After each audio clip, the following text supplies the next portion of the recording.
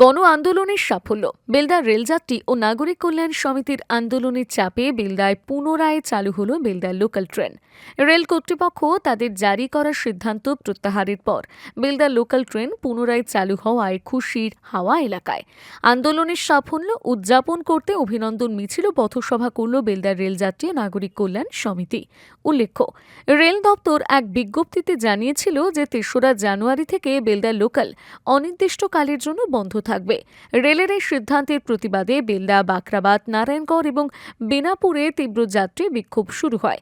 গত ২৯শে ডিসেম্বর বেলদা শহরে বড়সড় আন্দোলন সংগঠিত হয়েছিল বেলদা রেল যাত্রী ও নাগরিক কল্যাণ সমিতির উদ্যোগে।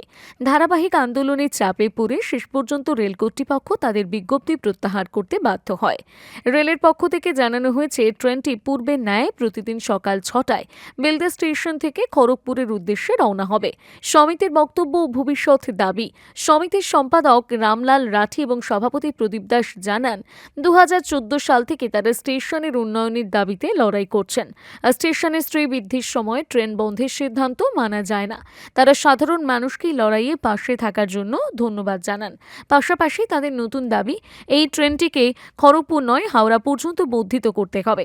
কর্মসূচিতে উপস্থিত ছিলেন অনন্ত জানা, সুজিত সাঁতরা, অনিন্দ্য সুন্দর পাল, প্রতাপ পণ্ডা সহ অন্যান্য বিশিষ্ট ব্যক্তিবর্গ। আমাদের আজকে বেলদা রেলযাত্রী নাগরিক কল্যাণ সমিতির পক্ষ থেকে বেলদা লোকালটাকে ২ তারিখ থেকে অনির্দিষ্টকালের জন্য বন্ধ করে দিয়েছিলেন। সেই এতে বেলদা, বাখরাবাদ, নারায়ণগড়, বেনাপুর, হিজলি যাত্রী বিক্ষোভের জলে এবং আন্দোলনের ফলে বেলদা লোকাল আজ থেকে চালু করতে রেলমন্ত্রক বাধ্য হয়। এই জন্য আমরা বেলদা রেলযাত্রী নাগরিক কল্যাণ সমিতির পক্ষ থেকে সমস্ত বেলদার আন্দোলনকারী এবং সংগ্রামী অভিনন্দন এবং বিভিন্ন রেলমন্ত্রককে এবং বিভিন্ন দপ্তরের মিনিস্টারদেরকেও আমরা ডেপুটেশন দিয়েছিলাম। সেই এতে চালানোর জন্য আমরা সবাইকে অভিনন্দন জানাচ্ছি এবং এই লোকালটা যাতে হাওড়া হয় সে চেষ্টাও এই আন্দোলন আমাদের জারি আছে। বেলদাতে আরও ট্রেনের স্টপেজ এবং কিছু উইকলি ট্রেন যাতে বেলদাতে দাঁড়ায় তার জন্য আমরা লাগাতার আন্দোলন চালাচ্ছি।